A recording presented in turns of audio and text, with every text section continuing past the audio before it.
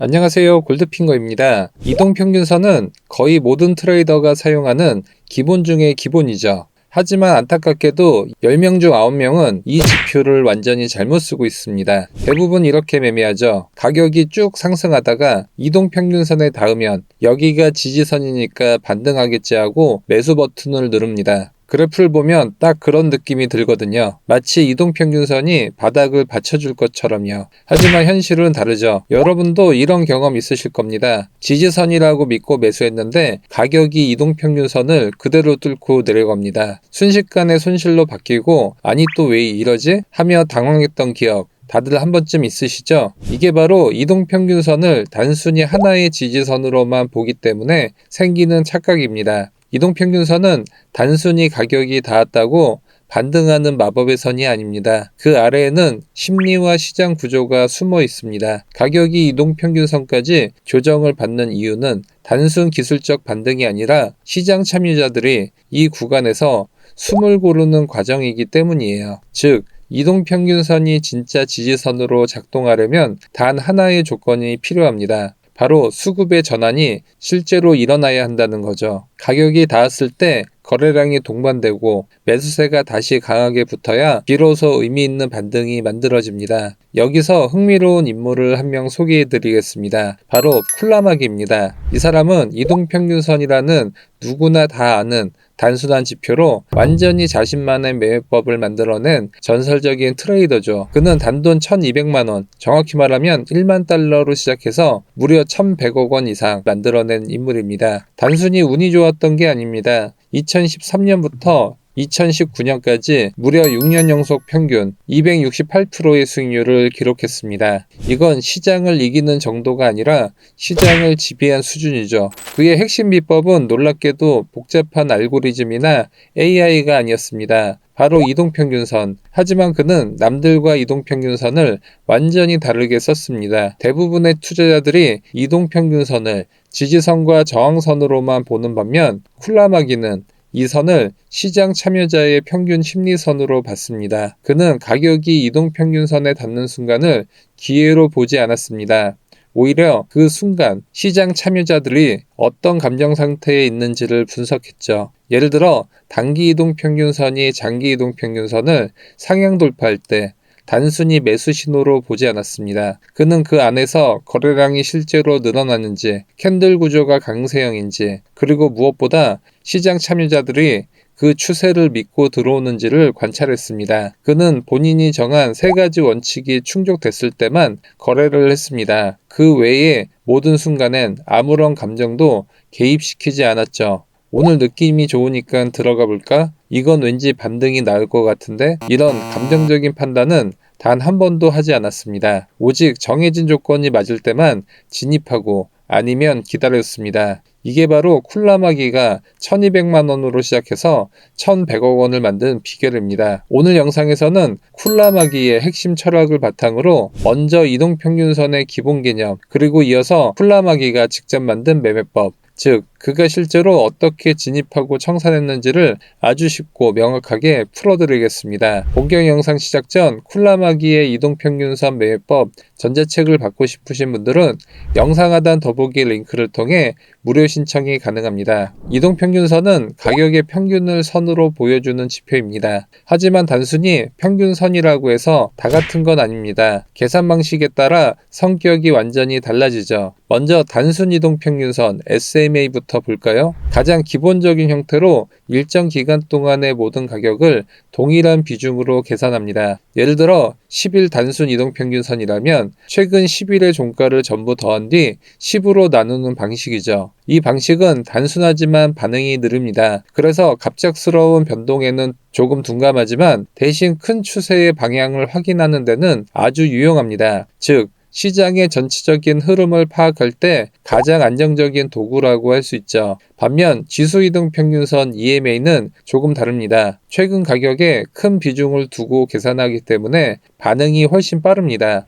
예를 들어 가격이 급등하거나 급락할 때 단순 이동평균선보다 훨씬 먼저 움직이죠. 그래서 EMA는 단기 매매자들이 추세 전환을 빠르게 포착할 때 자주 사용합니다. 즉, 시장의 초입을 빠르게 감지할 수 있는 예민한 레이더라고 보시면 됩니다. 마지막으로 가중평균선 WMA는 말 그대로 가중치를 더 강하게 주는 방식입니다. 가장 최근의 가격에 가장 높은 비중을 주고 과거로 갈수록 비중을 점점 줄여 계산하죠. 이 덕분에 시장 반응을 누구보다 빠르게 잡을 수 있지만 단점도 있습니다. 너무 민감하기 때문에 노이즈, 즉 가짜 신호가 많이 발생할 수 있다는 점이죠.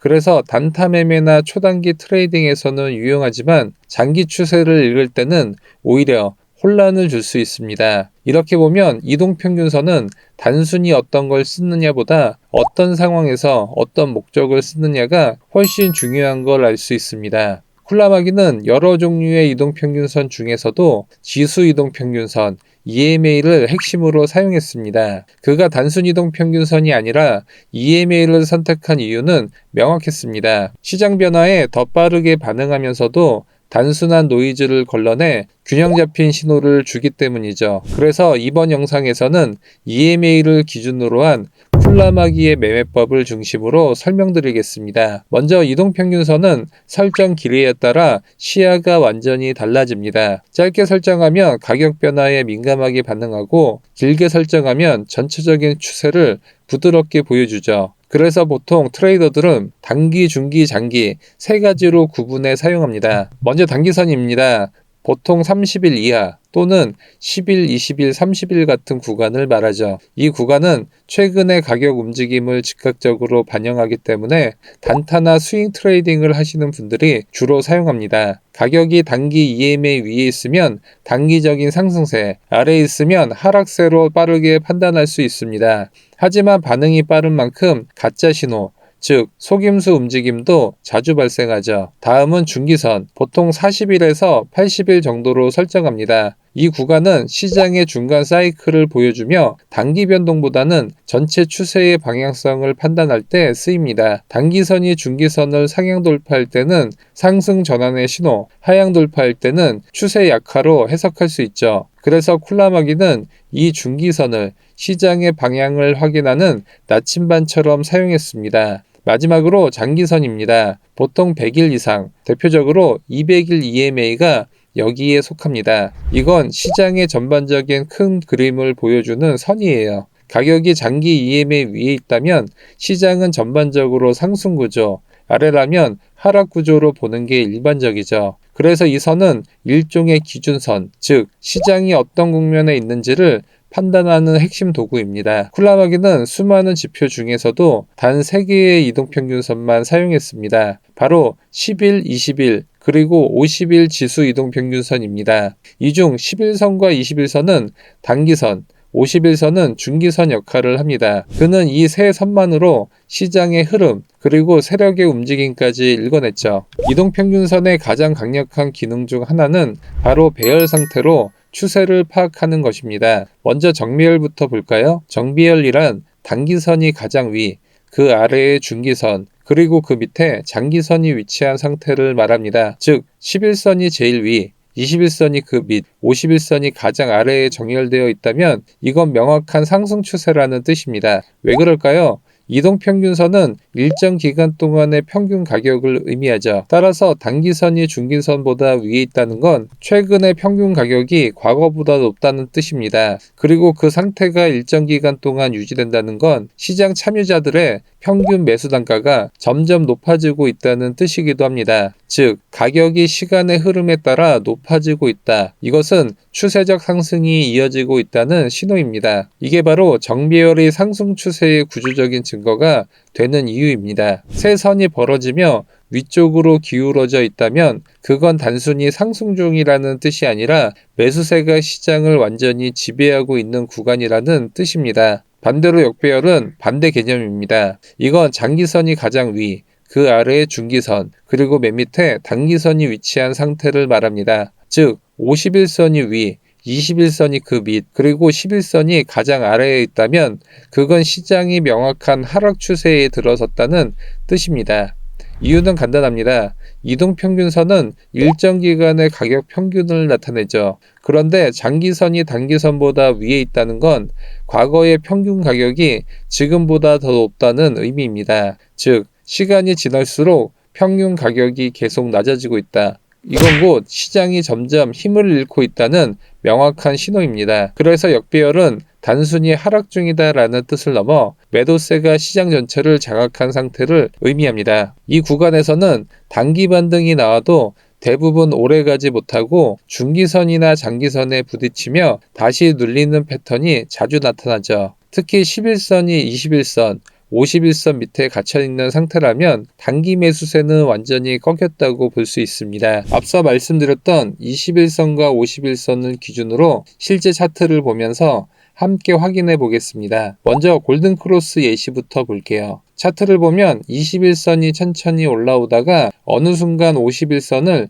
위로 뚫고 올라갑니다. 이때가 바로 골든크로스 신호가 발생하는 지점입니다. 이 신호가 의미하는 건 단기적인 가격 흐름이 중기적 흐름보다 강해지고 있다는 것, 즉 시장의 추세가 상승으로 전환될 가능성이 높다는 뜻이에요. 실제로 골든크로스가 발생한 이후에는 캔들이 이동평균선 위에서 지지를 받으며 꾸준히 상승하는 모습을 보입니다. 단기선이 장기선을 위로 돌파한다는 건 최근 매수세가 꾸준히 유입되고 있다는 명확한 신호로 볼 수 있죠. 반대로 데드크로스의 경우를 보겠습니다. 이번에는 21선이 서서히 내려오면서 51선을 아래로 뚫고 하락하는 모습을 보입니다. 이 지점이 바로 데드크로스의 신호입니다. 이 시점부터는 상승세가 꺾이고 하락 추세로 전환될 가능성이 높습니다. 실제로 캔들이 이동평균선 아래로 떨어지면서 반등을 시도해도 계속 저항을 받고 다시 밀리는 모습을 확인할 수 있습니다. 이제 쿨라마기 매매법의 핵심 조건과 실제 적용 방법을 자세히 설명드리겠습니다. 먼저 쿨라마기 매매법의 기본 원리는 시장의 균형이 깨지는 순간을 포착하는 데 있습니다. 즉, 오랫동안 힘의 균형을 이루던 매수자와 매도자 중 어느 한쪽이 결정적으로 승리하는 순간을 잡아내는 거죠. 첫 단계는 이동평균선 배열 확인입니다. 여기서는 보통 11선, 21선, 51선 세 가지를 함께 사용합니다. 즉, 11선이 가장 위에 있고 51선이 가장 아래에 있다면 정배열 상태입니다. 반대로 세 선이 아래서부터 11선, 21선, 51선 순으로 배열되어 있다면 역배열 상태로 하락 추세가 이어지고 있다는 의미입니다. 두 번째는 횡보 구간 형성 여부입니다. 쿨라마기 매매법에서 가장 중요한 포인트가 바로 이 구간이에요. 가격이 한 방향으로 크게 움직이지 않고 10일 이동평균선 근처에서 캔들이 10개 이상 모여 있을 때 이 구간을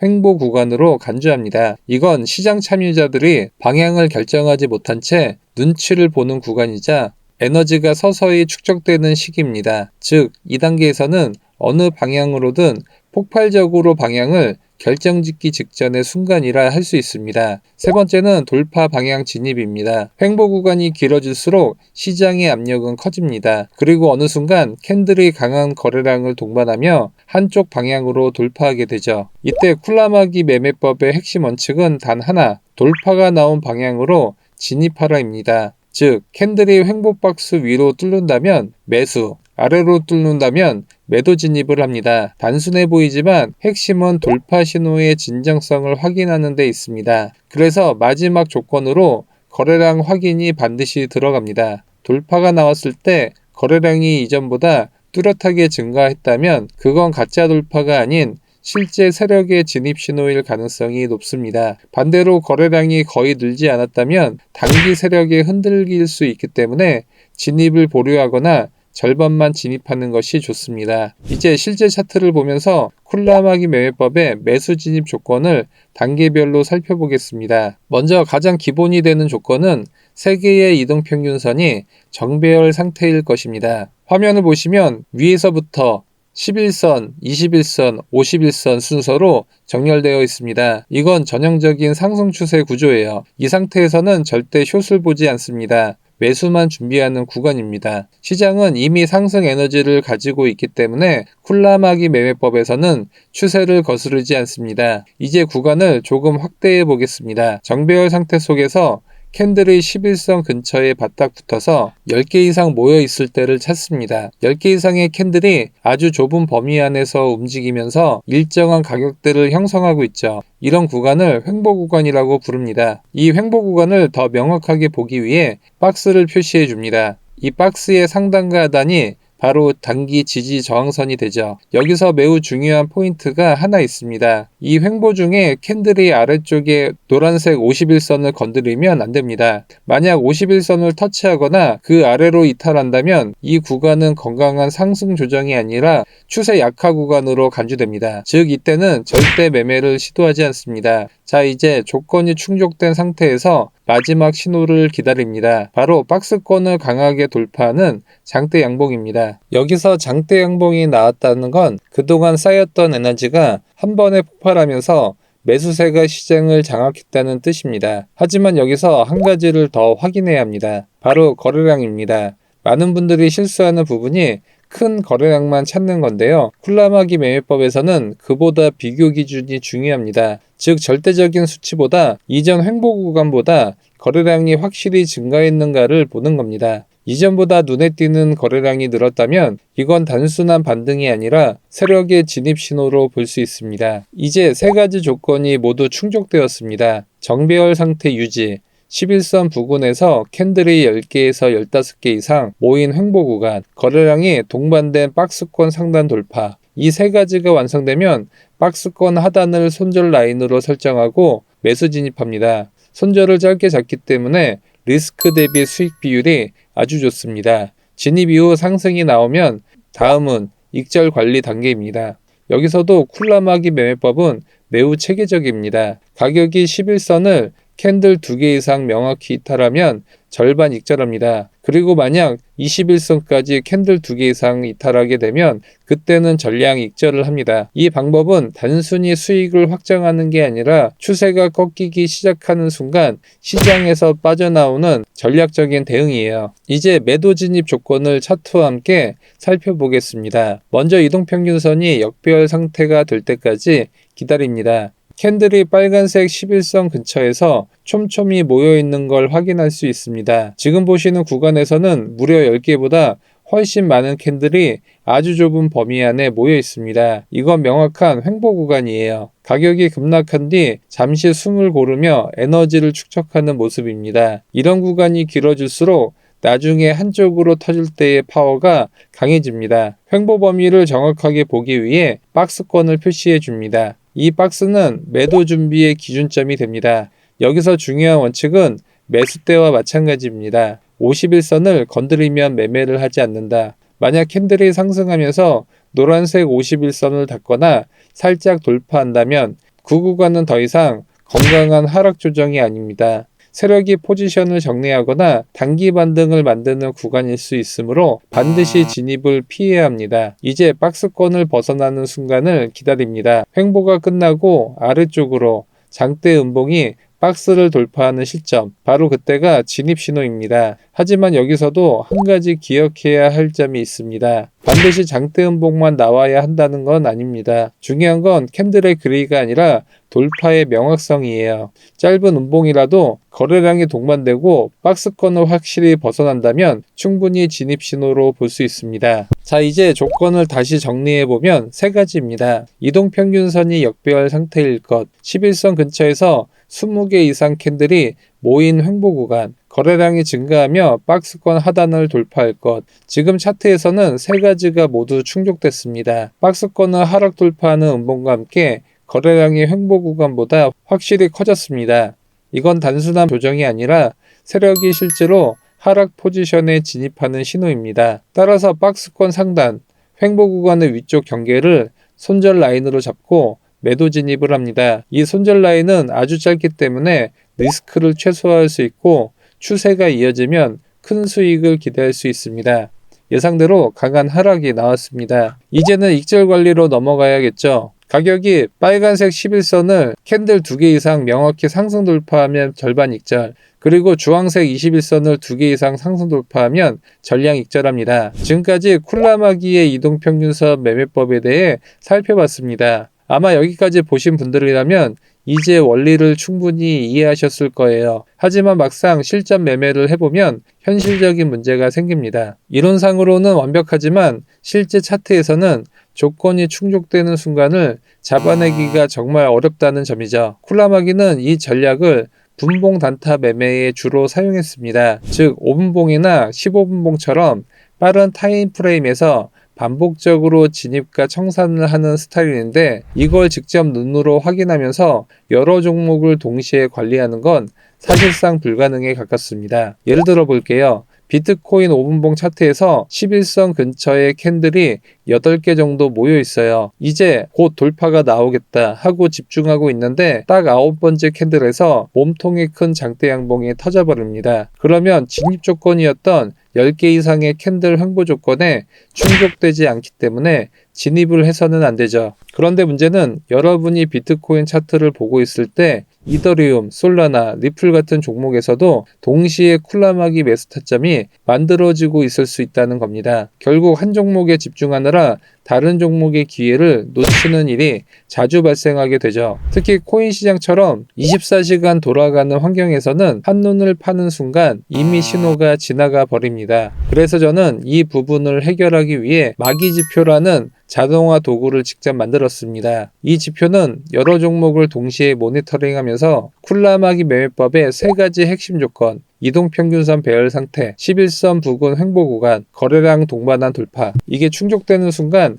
자동으로 탐지해서 알려줍니다. 예를 들어 비트코인, 이더리움, 솔라나, 리플, 삼성전자, 하이닉스 등 10개의 종목을 동시에 띄워놓았다고 해보세요. 마기지표는 그 중에서 쿨라마기 패턴이 완성된 차트를 감지하면 바로 알림이 팝업으로 뜨고 차트상에서는 진입 타점이 표시된 박스와 화살표가 자동으로 생성됩니다. 즉 여러분은 일일이 차트를 스캔하지 않아도 조건이 충족된 자리만 골라서 확인하고 진입할 수 있는 거죠. 이 시스템의 가장 큰 장점은 속도와 객관성입니다. 사람의 눈으로는 놓칠 수 있는 미세한 타점도 지표가 정확하게 포착해주고 감정적인 판단 없이 규칙 그대로 실행할 수 있습니다. 특히 단타나 스캘핑을 하는 분들에게는 이게 엄청난 차이를 만들어줍니다. 오늘은 마기지표를 켜고 실제로 리플 5분봉 차트에서 단타 매매를 해보겠습니다. 이 마기지표는 특히 5분봉, 15분봉 단타 매매에 최적화되어 있어서 비트코인뿐만 아니라 리플, 이더리움, 심지어 해외 선물이나 주식에서도 그대로 적용이 가능합니다. 자, 지금 차트를 보시면 가격이 상승세를 보이고 있습니다. 그런데 단순한 상승이 아니라 10일 이동평균선에 딱 붙은 채로 작은 캔들이 16개나 연속으로 붙어 있습니다. 이건 단순히 조정이 아니라 세력이 조용히 매집을 이어가고 있다는 신호일 수 있습니다. 이 구간에서 마기지표가 자동으로 캔들의 고점과 저점을 인식해서 초록색 박스를 그려줍니다. 이 박스는 단순한 시각적 효과가 아니라 곧 폭발적인 움직임이 나올 수 있는 압축 구간, 즉 에너지 축적 구간을 의미합니다. 그래서 여러 종목을 동시에 보고 있을 때도 이 초록색 박스가 나타나면 여기 곧 터질 수 있겠구나 하고 진입 타이밍을 미리 준비할 수 있습니다. 즉 차트를 일일이 확대해서 분석하지 않아도 마기지표가 자동으로 세력 매집 박스를 표시해 주기 때문에 트레이더는 시그널이 뜨는 순간에만 집중할 수 있습니다. 이제 중요한 장면이 나옵니다. 조용히 매집이 이어지던 그 초록색 박스를 강하게 돌파하는 장대 양봉이 등장했습니다. 이건 단순한 캔들이 아니라 세력이 드디어 움직이기 시작했다는 신호예요. 마기지표는 이 순간을 자동으로 포착합니다. 보시는 것처럼 장대 양봉 밑에 매수 진입 표시가 자동으로 생성됐죠. 이건 단순히 장대 양봉이 나왔다고 표시되는 게 아니라 지표 내부 알고리즘이 거래량과 변동성을 동시에 계산해서 의미 있는 돌파임을 인식했을 때만 표시되는 진입 시그널입니다. 지금은 리플의 5분봉 차트를 보고 있지만 만약 여러분이 비트코인 5분봉을 보고 있었다고 해도 괜찮습니다. 마기지표는 멀티 알림 시스템이 탑재되어 있어서 리플 5분봉에서 매수 시그널이 뜨는 순간 자동으로 리플 5분봉 매수 타점 발생이라는 알람이 울립니다. 즉 비트코인을 보다가도 바로 리플 차트로 전환해 이 기회를 놓치지 않고 진입할 수 있는 겁니다. 자, 그리고 거래량을 함께 확인해 볼게요. 이 돌파 캔들이 등장하는 순간 거래량이 이전 대비 2배 이상 폭증했습니다. 위에 보이는 건 우리가 일반적으로 사용하는 거래량 캔들이고 그 아래는 마기지표가 계산한 정제된 거래량입니다. 이 정제 거래량은 단순히 얼마나 거래가 많았느냐가 아니라 거래의 실질적인 힘, 즉 매수세와 매도세가 얼마나 실렸는지를 보여줍니다. 그래서 보통 차트의 일반 거래량 지표는 필요 없습니다. 그냥 깔끔하게 지워버리고 마기지표 거래량만 남겨두면 훨씬 효율적이에요. 이제 진입 타이밍입니다. 이 장대 양봉 돌파 구간에서 매수에 진입하겠습니다. 손절가는 간단합니다. 초록색 박스의 하단으로 설정하면 됩니다. 만약 박스의 폭이 너무 좁아서 손절이 너무 짧게 잡히는 경우엔 좀 더 여유를 주기 위해 보라색 200일 이동평균선으로 손절을 잡아도 됩니다. 진입 이후 가격이 상승세를 이어갔고 캔들이 이렇게 11선부터 21선, 51선을 일시적으로 이탈하더라도 이평선이 데드크로스가 나오지 않았고 손절가도 닿지 않았기 때문에 계속 홀딩을 할 수 있습니다. 캔들의 위아래 진폭이 있지만 이평선 간의 데드크로스가 이루어지지 않았기 때문에 계속 홀딩을 합니다. 이제 차트를 조금 더 진행해 보겠습니다. 상승이 이어지는 도중 다시 한번 쿨라마기 매수 타점이 등장했습니다. 이번에도 패턴이 굉장히 흡사하죠.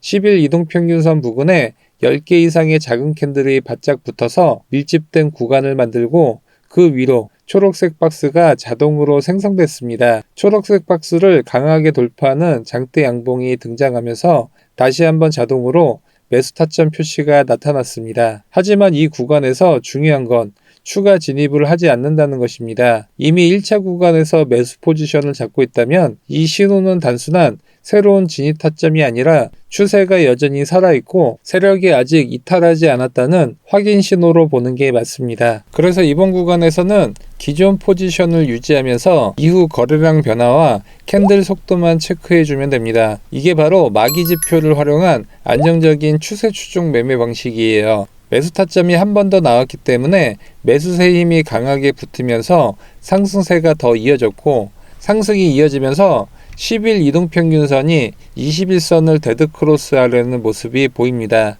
이건 단기적인 상승 에너지가 서서히 약해지고 있다는 뜻이에요. 그리고 그 타이밍에 맞춰 마기지표에서도 자동적으로 숏포지션 신호가 나타났습니다. 이전과 마찬가지로 11선 부근에서 10개 이상의 작은 캔들이 밀집하면서 빨간색 박스가 형성됐고 그 박스를 하향 돌파하는 장대 음봉이 등장하고 있죠. 이건 바로 세력이 수익 실현에 들어가기 시작했다는 신호입니다. 따라서 이 지점에서는 욕심을 부리지 않고 전량 익절을 해주는 게 좋습니다. 특히 주의할 점은 여기서 바로 숏 포지션을 잡지 않는다는 겁니다. 왜냐하면 지금 보시는 것처럼 200일 이동평균선이 여전히 우상향 중에 있기 때문이에요.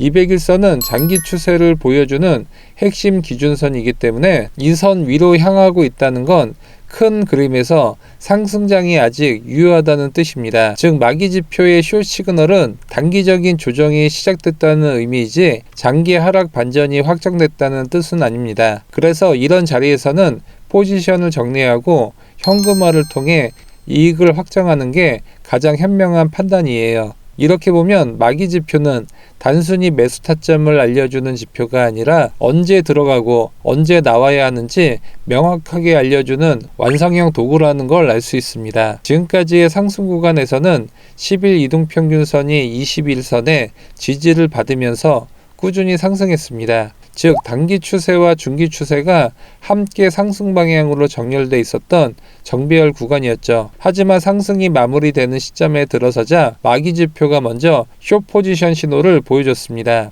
그리고 놀라운 점은 그 직후에 실제로 11선이 21선과 51선을 모두 하락 돌파하는 데드크로스가 나왔다는 것입니다. 즉 일반적인 이동평균선 신호는 이미 추세가 끝난 뒤 뒤늦게 데드크로스로 하락 전환을 확인하는 반면 마기지표는 그보다 훨씬 빠르게 선행형 익절 신호를 미리 보여줬던 겁니다. 이 차이가 실제로 매매에선 엄청납니다. 데드크로스가 완전히 나온 뒤 익절을 했다면 이미 수익 구간의 상당 부분을 반납했을 가능성이 높아요. 하지만 마기지표는 그 직전 구간, 즉 11선이 꺾이기 직전에 숏 포지션 신호를 주기 때문에 상승의 끝자락에서 수익을 최대로 확보할 수 있게 도와줍니다. 그리고 흥미로운 변화가 또 한 번 나타납니다. 데드크로스 이후 잠시 조정이 이어졌지만 이후 다시 상승세가 시작되면서 마기지표의 롱 포지션 신호가 자동으로 나왔습니다. 이번에도 패턴은 아주 명확합니다. 10일 이동평균선 근처에서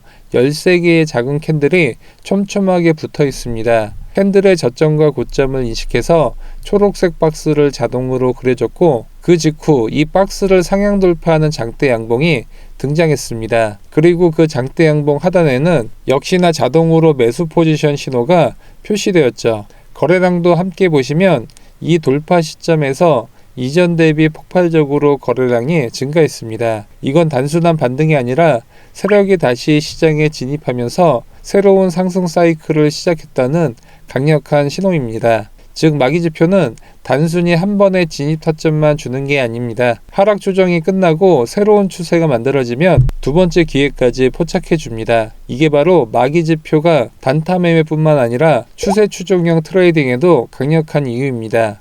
그리고 이 매수 진입 신호 바로 직전에 11선이 가장 밑에 있는 역별 구간에서는 골든 크로스가 나오면서 정별로 바뀐 구간도 동시에 나온 것을 알 수 있습니다. 해당 캔들 종가에서 매수에 들어가주고 손절가는 박스권 하단으로 잡겠습니다. 진입 이후 잠시 상승하던 가격이 흘러내리더니 결국 손절가를 터치했습니다. 이런 상황 누구나 한 번쯤 겪어봤을 거예요. 하지만 마기지표의 진짜 강점은 바로 여기서 드러납니다. 보시면 손절이 나갔다고 해도 손절 구간이 매우 짧습니다. 방금 전 익절 구간을 다시 떠올려 보세요. 그때도 손절 라인은 초록색 박스 하단이었죠. 즉 진입할 때부터 이미 손절 라인을 명확하게 설정해 두었기 때문에 설령 가격이 그 라인을 살짝 터치하고 빠져나가더라도 손실은 아주 제한적입니다. 반면 이전의 익절 구간을 보면 손절폭은 짧았지만 익절폭은 컸습니다. 실제로 손익비가 무려 6.77배에 달했어요. 즉 한 번의 손절이 있더라도 이전 트레이드에서 확보한 수익이 훨씬 더 크기 때문에 전체적으로는 안정적인 플러스 수익 구조가 유지됩니다. 손절 이후 가격이 어떻게 되었을까요? 보시는 것처럼 크게 하락했습니다. 이 장면만 봐도 짧은 손절의 중요성을 다시 한번 느낄 수 있습니다. 조금 더 버텼다면 훨씬 더 큰 손실로 이어졌을 자리죠. 이때 차트를 자세히 보면 캔들이 보라색 200일 이동평균선 밑으로 완전히 하락했습니다. 그리고 200일선의 기울기도 우상향에서 우하향으로 바뀌었어요. 이건 시장의 장기 추세가 완전히 바뀌기 시작했다는 강력한 신호입니다. 더불어 단기 이동평균선들의 배열을 보면 11선이 가장 아래에 있는 완벽한 역배열 구간이 형성되었죠. 즉 단기, 중기, 장기 모두 하락 방향으로 정렬된 상태입니다. 이런 구간은 세력이 본격적으로 매도세를 강화하는 구간이라고 볼 수 있습니다. 그리고 흥미로운 건 이번엔 초록색 박스가 아닌 빨간색 박스가 자동으로 생성됐다는 겁니다. 이 빨간색 박스는 상승 매집이 아니라 세력이 매도 물량을 쌓는 분배 구간을 의미합니다. 10개 이상의 작은 캔들이 11선의 바짝부터 움직이면서 이 하락 준비 구간이 완성된 걸 마기지표가 정확히 잡아낸 겁니다. 이후 박스를 강하게 하단 이탈하던 장대 음봉이 등장했습니다. 그리고 거래량을 보시면 이 캔들의 거래량이 이전 대비 10배 이상 폭발적으로 증가했습니다. 이건 단순한 하락이 아니라 대규모 매도세, 말 그대로 메가톤급 매도 에너지가 들어온 장면이에요. 마기지표는 이 변화를 실시간으로 감지하고 즉시 숏 포지션 신호를 자동으로 생성했습니다. 따라서 이 시점, 바로 이 장대 음봉의 종가에서 숏 포지션에 진입하겠습니다. 손절가는 이번에도 박스의 높이가 매우 짧기 때문에 짧은 손절의 리스크를 제한하기 위해 보라색 200일선 위로 손절선을 설정해 주겠습니다. 이렇게 되면 리스크는 최소, 하락 추세가 이어진다면 수익은 극대화되는 구조가 완성됩니다. 숏 포지션 진입 이후 가격이 잠시 반등을 시도했습니다. 하지만 주의 깊게 보면 그 반등이 보라색 200일 이동평균선에 닿지 않았습니다. 즉 세력이 단기적인 숏 포지션 청산이나 스탑헌트를 유도했지만 결국 200일선을 돌파하지 못하고 그대로 다시 하락세로 전환된 것입니다. 이 장면에서 중요한 포인트는 바로 손절가의 설정 위치입니다. 앞서 말했듯이 박스의 높이가 낮고 201선이 진입타점 근처에 위치할 경우에는 201선을 손절선으로 잡는 것이 가장 효율적입니다. 그 이유는 단순합니다. 201선은 시장 참여자 대부분이 의식하는 장기 추세선이기 때문이에요. 즉 이 선을 기준으로 세력들의 포지션을 정리하거나 전환하기 때문에 이 선을 손절선으로 잡으면 가짜 받는 구간에서 휩수에 걸릴 확률이 줄어듭니다. 실제로 지금 차트를 보면 가격이 반등했지만 201선을 건드리지 못한 채 다시 하락했죠. 이건 손절을 짧게 잡되 정확한 위치를 설정했을 때 얼마나 안정적으로 트레이딩을 이어갈 수 있는지를 보여주는 좋은 예시입니다. 즉 마기지표의 진입 신호와 함께